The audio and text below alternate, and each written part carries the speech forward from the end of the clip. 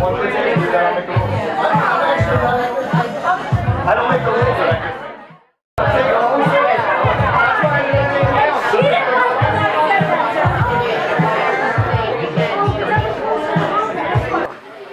Y'all seem like real dangerous women. I mean...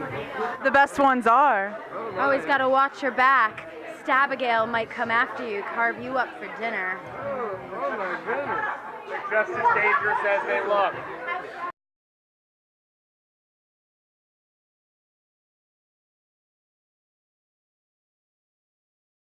For a little bit, like, what crash diet are you on? Oh, lung cancer? I'm on energy drink chemicals and super birth control. No carbs or babies will be making me fat anytime soon.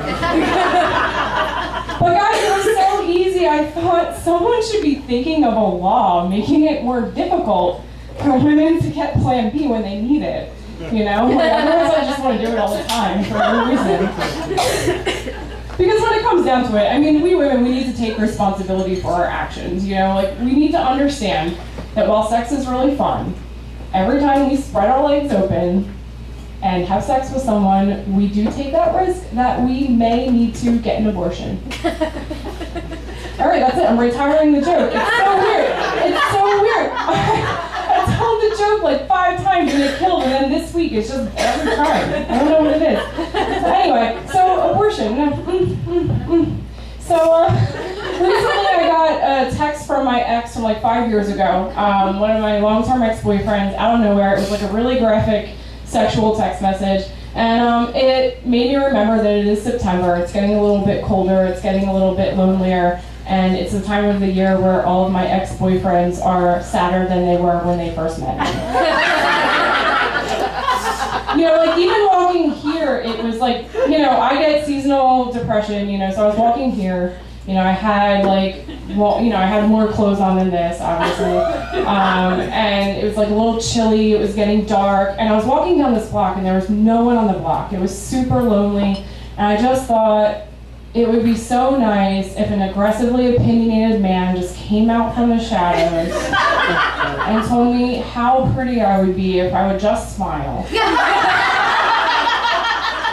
Or like how great my ass would look on the other end of his cock. Bitches love that.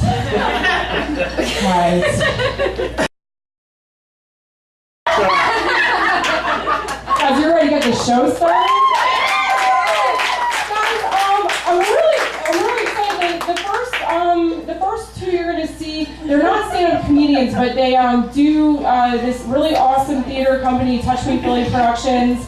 It's really amazing. They do all kinds of things. You can check them out. There's flyers around. They're actually in an event after this night, Cinema After Hours at the Walking Fish Theater. And it's really weird because Amanda and Allison, we're going to be here. Amanda's my roommate.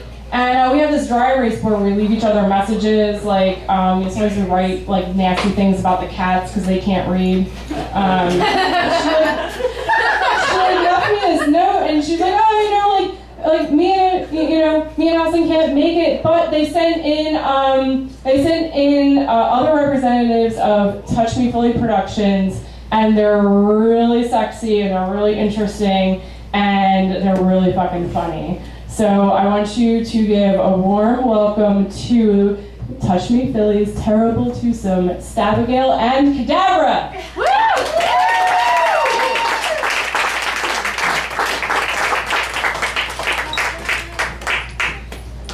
Thank you.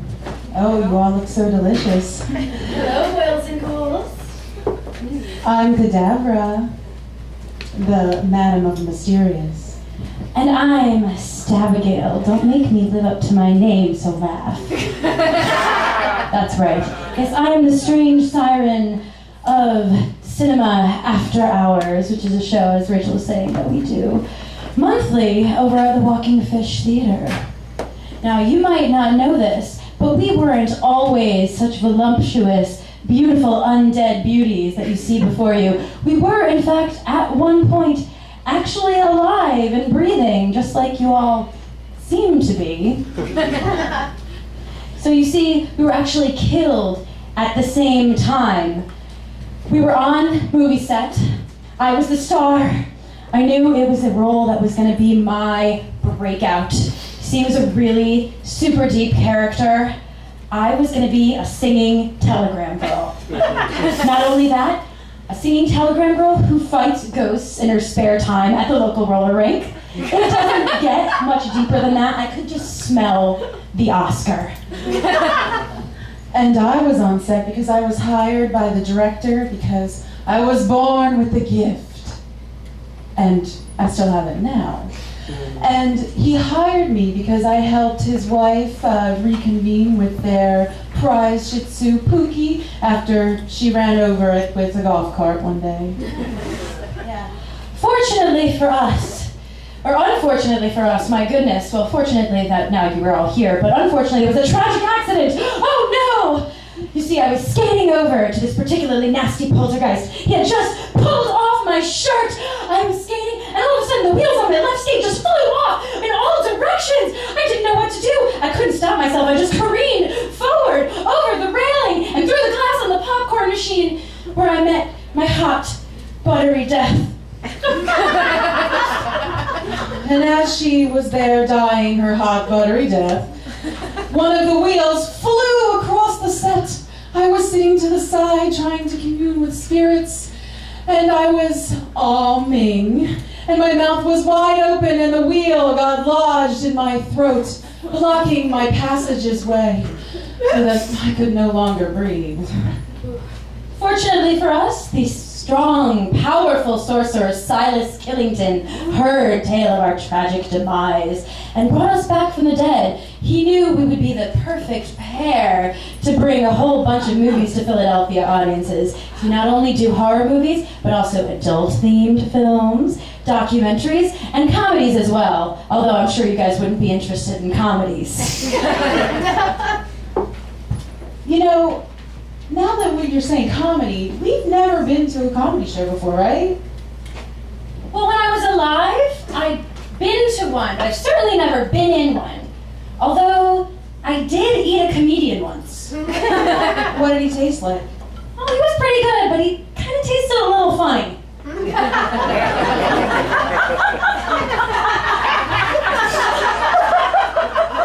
That's a good shot, right? It's okay, we got tits.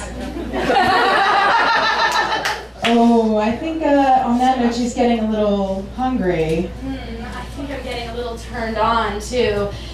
I don't know about you guys, but being around all these brains really gets me going. Do you guys ever get that way? You know, some people call it sapiosexual. I really just am after your brains. And it just gets so hot I'm dead. I should be cold, but I can't stop the heat rising. Well, what do you do? Oh, when I feel like that, I touch myself. It's true, she does. Let me sing to you about it. I was killed, but now I have risen. I may be dead, but my sex drive isn't. A thirst for flesh and pleasures that it gives. Wanna sink my teeth into anything that lives. I don't want to eat anything else. When I think about brains, I touch myself. Oh, I don't want to eat anything else. Oh no.